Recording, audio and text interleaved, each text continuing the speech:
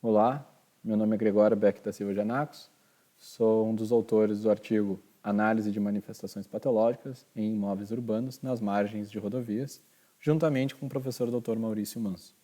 Meu e-mail para contato é gregorio_janacos@hotmail.com. Nós somos da Universidade do Vale do Rio dos Sinos, Unicinos, do município de São Leopoldo, estado do Rio Grande do Sul. O código do trabalho é 218. Então, esse sou eu, Gregório Janacos, e o professor Dr. Maurício Manso. O objetivo geral do trabalho é realizar o levantamento das manifestações patológicas constatadas nos imóveis vistoriados através das vistorias cautelares feitas com o objetivo de realizar o registro da situação atual dos imóveis antes da execução das obras de entorno nas rodovias e melhorias rodoviárias, certo? Aqui eu trago então três bibliografias para caracterizar alguns conceitos que vão ser abordados no decorrer do trabalho. Em 1988, Canovas já dizia que a inspeção da estrutura danificada ocorre através de exame visual para estimar os danos e suas consequências.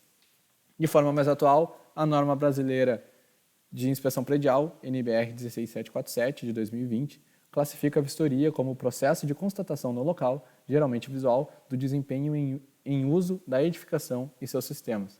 Com relação às manifestações patológicas, Thomas, em 2001, já caracterizava como que elas são decorrentes da negligência por parte dos responsáveis por determinadas ações, da desconsideração de agentes agressivos ou pouco conhecimento do processo degenerativo. A metodologia do trabalho. Inicialmente foram feitas 189 vistorias em unidades autônomas distintas.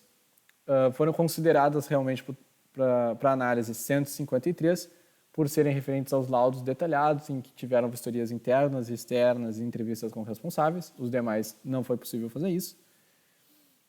Então, como foram identificados os imóveis a serem vistoriados e como foi esse procedimento? O imóvel seria vistoriado caso ele se encontrasse dentro da área de influência da obra. Estando dentro dessa área, ocorria então a necessidade da vistoria cautelar, composta por inspeção visual, extenso relatório fotográfico, e entrevista com o responsável. Então, seria possível realizar uma anamnese daquelas manifestações patológicas e, então, um diagnóstico. Após a vistoria cautelar, seria feito, então, um laudo dessa vistoria com a consolidação daquele diagnóstico. Através da análise dos laudos, foi possível fazer a identificação das manifestações patológicas e contabilizá-las.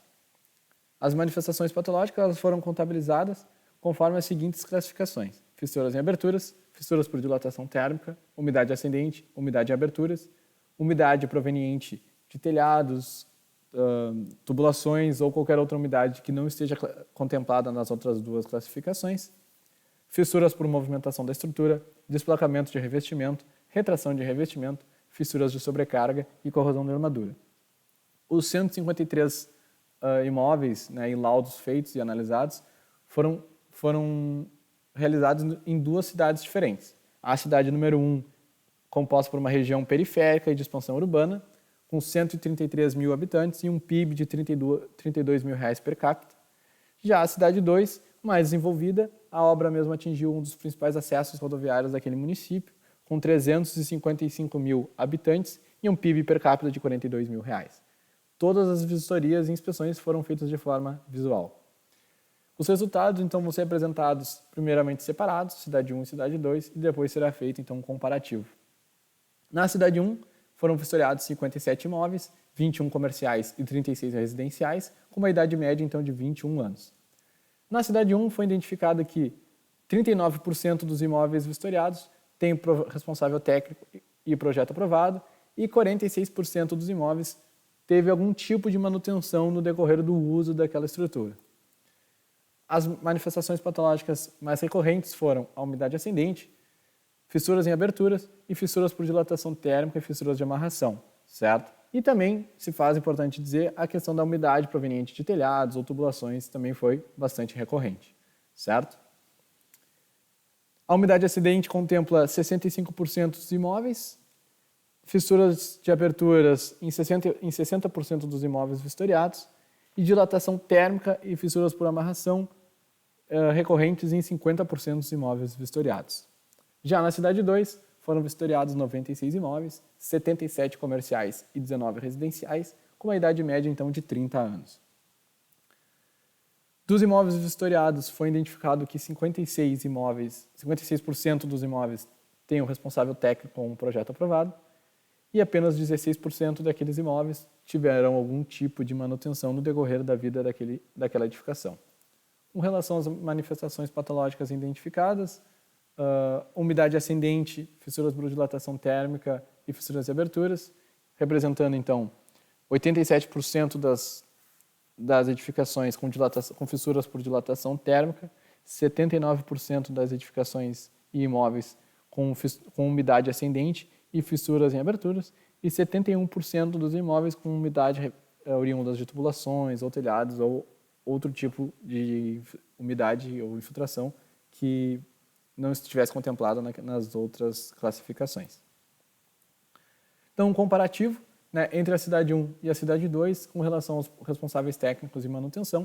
Na cidade 1, 39% dos imóveis tinham responsável técnico e projeto aprovado. Já a cidade 2, 56% dos imóveis vistoriados tinham algum responsável técnico e projeto aprovado. Com relação à manutenção, 46% dos imóveis da cidade 1 tiveram algum tipo de manutenção no decorrer do seu uso. Já na cidade 2, 16% dos imóveis tiveram algum tipo de manutenção. Isso se foi atribuído por conta da questão de que a cidade 1 é majoritariamente residencial e a cidade 2 majoritariamente comercial, de forma que então se entende que os imóveis residenciais tendem a ter mais manutenção quando comparados com os imóveis comerciais.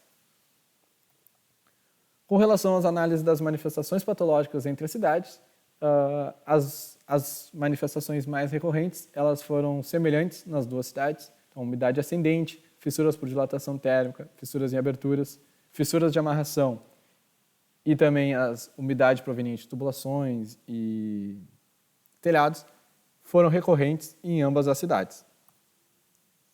De forma geral, então, as manifestações mais frequentes foram umidade ascendente e fissuras por dilatação térmica, seguidas então de fissuras em aberturas e umidade proveniente de telhados ou tubulações, certo?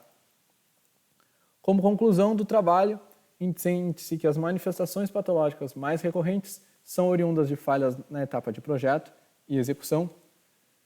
Isso foi comprovado pelo baixo número de imóveis com projetos aprovados e o baixo número de imóveis com responsáveis técnicos pelo projeto e execução daquela edificação. Também, fazendo um comparativo entre as manutenções, né, foi identificado que existe uma manutenção muito precária daqueles imóveis, principalmente quando contemplados os imóveis comerciais. Também se atribui isso ao fato que o imóvel comercial ele não chama tanta atenção e os usuários não propõem a realização de tanta manutenção por não serem os proprietários daqueles imóveis. Isso foi também outra análise feita no decorrer do trabalho das entrevistas. Assim. Aqui são algumas referências, certo? E muito obrigado. Aqui também, de novo, o meu e-mail para contato, em caso de dúvidas e questionamentos. E muito obrigado.